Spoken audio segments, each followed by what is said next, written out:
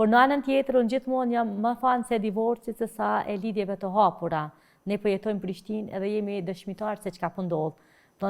Ne nuk i kam përkrahur asnjë rast, nuk do t'i përkrah martesa që bën sa për sy e faqe. As ato që bën vetëm sa për me hek obligimin, sa më thon tezeve hallap që u martu, po as edhe ato që qëndrojnë në martesë pikërisht për të njëjtin motiv.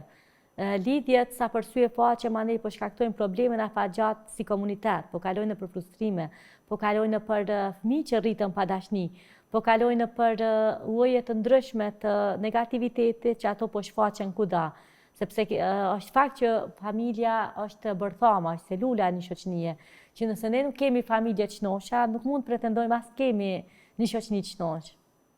Po, a mjafton dashuria për me kriju familjen?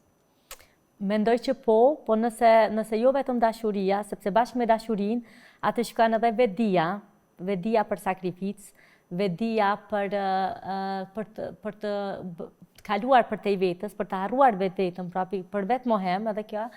mendoj që dashuria është një katalizator i parë edhe më i rëndësishme, sepse nëse një familje krijohet nga dashuria,